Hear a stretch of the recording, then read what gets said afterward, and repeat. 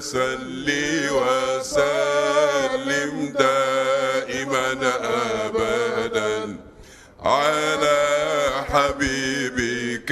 خير الخلق كلهم مولاي صل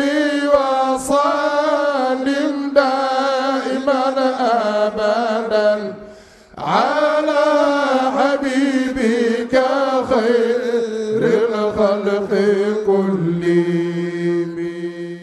dañuy sant yàlla d'abord julli ci yonentam bu tedd bi Muhammadu Rasulullah sallallahu alayhi wa sallam di wax suñu mbégte bu rëy bi nga xamee ne ñëw nañ fii ci dëkk bu sell bi xalifa bi sell bi dalal ñu teg ñu ci loxool rakkam ju baax ji sëriñ Babacar Sy Abdou doomam sëriñ Abdou teewe ak délégation bi ñu ànd ak yëpp yeneen di gis waa Yewwi Askan Wi ñu waxtaan wu xóot boo xam ne fooguñu woon sax ni nii lay demee ndaxte guddi yonent bi nag moo toll noonu borom bés bi nga xam ne fi lañ jëm moo toll noonu li ñuy wax sëriñ bi mooy lépp xaj na ci yonent bi xajoon na lépp moo tax comme ñun dañu am ci li ñuy yëngatu am loo xam ne tamit daf ñooy yitteel waaye lépp lislaam ko la parce que ay jullit lañu mais dañoo nekk ci wàllu politique jëm ci wàllu état ñu waxtaan ak sëriñ bi li nga xam ne moom la ñuy jànkontoog waxuñ ko ngir dañuy ñëw di jooytu waxuñ ko ngir dañuy ñëw di clamer waxuñ ko ngir dañoo tiit mais comme yàlla dafa def mu nekk kilifa te ñuy njabootam ëpp na ñuy ñëw ci kanamam toog te àggale wuñ la ca jiitu mooy nekke ni nga xam ne suñu doomu ndey Ousmane Sonko nekke na ko te bés bi bañ àndee ba léegi mi ngi koy soog a rate te li ko teg du dara lu may bëgg réew mi Sénégal moom boppam li nga xam ne moom moo fi nekk ba léegi ñuy wéeru ci bitim réew te war a mën a téye li ñu moom mu di ko ŋàññ di wax ne du yoon boo bëggee dundal sa askan nga dem wéeru bitim réew boo bëggee jox ndox mu sell sa askan nga dem wéeru bitim réew boo bëggee faj sa askan nga dem wéeru bitim réew xam-xam sax boo ko bëggee sàkk nga dem wéeru bitim réew ñu fab administration ne ko li nga bëgg du fi am ak puissance administration dóor ci kaw dax ko inspecteur des impôts et domaines ne ko li nga bëgg du fi am fab force de défense et de sécurité dóor ci kaw ne ko li nga bëgg du am fab le pouvoir judiciaire avec toute sa puissance dóor ci kaw tey ñu ne dañuy tas partim dem ba ne sax moom ci boppam mënatul a nekk candidat ci réew mi te réew mi kenn ëppale wu ko ci ñu ne loolu kenn dafa xamul lan la mën a jural réew mi ëllëg parce que koo xam ne fii ay millions ndaw ñoo nekk sa gannaaw am yaakaar ci yow ay millions yoo xam ne africain lañu aussi am yaakaar ci yow dayo boobu bu la ko yàlla defee ñi nga xam ne ñoo yore nguur gi jiiti réew mi am na noo xam ne moom lañ la war a xoolee te moom lañ la war a traité ndaxte muy moom muy ñun waa Yewwi Askan Wi fi nekk yëpp jàmm moo ñu tax a jóg kenn mosu fee woote taalam réew li ma wax keroog walaay waxat fii réew mi ku ko bëgg a taal yaay takk ndaxte moo sut suñu juddu li fi mag ñi def moo sut suñu juddu te moo ñu ëpp doole ba dem léegi réunion sax mënatuñ koo def Déthié Fall a ngi nii président Déthié Fall candidat à l'élection présidentielle moom suñu siège am mooy suñu siège buñ fa wootee na def point de presse sax Macky Sall yónnee ñu les forces de défense et de sécurité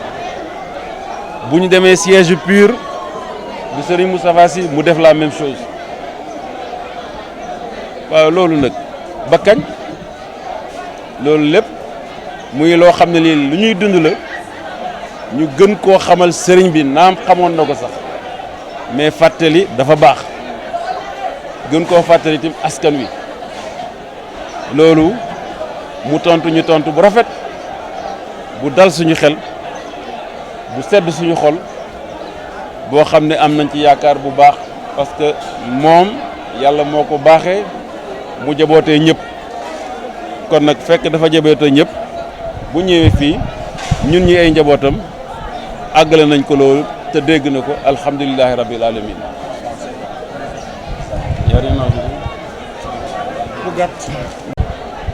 Nous remercions Dieu le Tout-Puissant et prions sur son prophète Mohammed sallallahu alayhi wa sallam. Nous sommes venus en forte délégation de Yewwi Askan Wi à rendre visite au khalife général des Tidjanes, Serigne Babacar Sy Mansour, qui nous a reçus à travers son frère Serigne Babacar Sy Abdou, en présence de son fils Serigne Habib Sy. Nous avons eu des échanges fructueux d'une grande profondeur parce que c'est la nuit consacrant la naissance du prophète Mohammed sallallahu alayhi wa sallam que nous allons bientôt célébrer. Et comme ils nous l'ont appris, le prophète sallallahu alayhi wa sallam, quand il s'est installé à Médine, il a instauré une cité-État. Et qui dit cité-État parle aussi de politique, parce que ça, il s'agit de gérer la cité.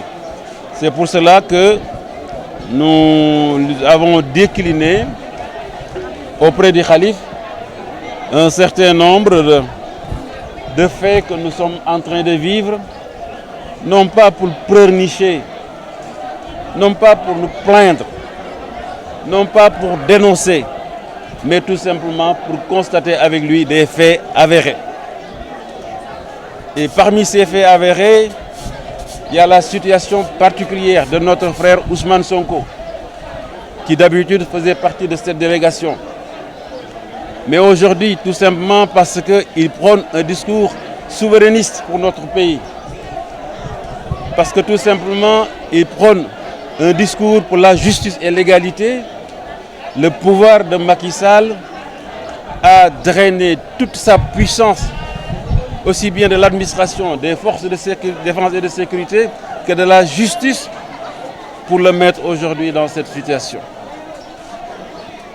Et pire, aujourd'hui, il prétend dissoudre son parti et le rayer des listes électorales. Or, tout le monde sait que Ousmane Sonko est l'homme politique le plus populaire actuellement, le plus en vue de tous les hommes politiques, aussi bien du pouvoir que de l'opposition. Parce que c'est une espérance de millions de jeunes Sénégalais, une espérance de millions de jeunes Africains. Un homme de cette dimension, on ne peut pas et on ne doit pas, et c'est inacceptable de le traiter de cette façon dans un pays qui se veut démocratique. Et c'est pour cela que nous avons échangé avec le représentant du Khalife sur cette question. Mais il n'est pas le seul d'ailleurs à subir ces faits. Aujourd'hui, on ne sait pas ce qu'il va advenir de ces candidats tels que Déthié Fall, Mme Aïda Mbodj qui est absente, Malick Gakou qui est absent. Il y a une terreur qu'ils veulent abattre sur la coalition Yewwi Askan Wi. Et au-delà, sur millions de jeunes. Et c'est cela que nous sommes venus porter encore à la connaissance du Khalife pour que notre pays, comme l'ont voulu des grands hommes, des saints comme Cheikh Al Hadj Malick Sy, demeure un pays stable, un pays de paix, un pays de progrès, un pays de prospérité, un pays de cohésion sociale et d'unité nationale. Nous ne sommes pas des violents, nous ne sommes pas des terroristes, nous ne sommes pas des va-t-en-guerre. Nous ne voulons pas déstabiliser le Sénégal, on ne peut même pas déstabiliser le Sénégal. C'est impossible, ça ne fait pas partie de notre philosophie et nous n'en avons pas les moyens. Ça ne fait pas partie de notre ADN, il faut que Macky Sall le comprenne. Et Ousmane Sonko est dans cette même logique que nous tous. C'est pour cela que nous sommes confiants que sous peu de temps, il sera libéré,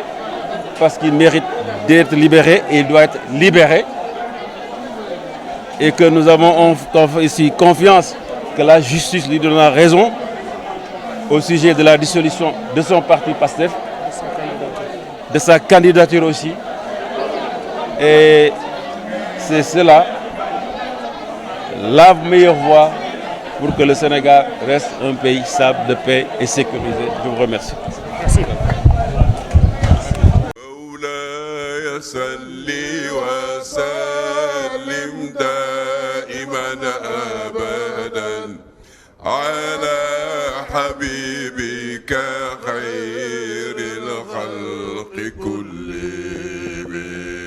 مولاي صل وسلم دائما أبدا على حبيبك خير الخلق كلهم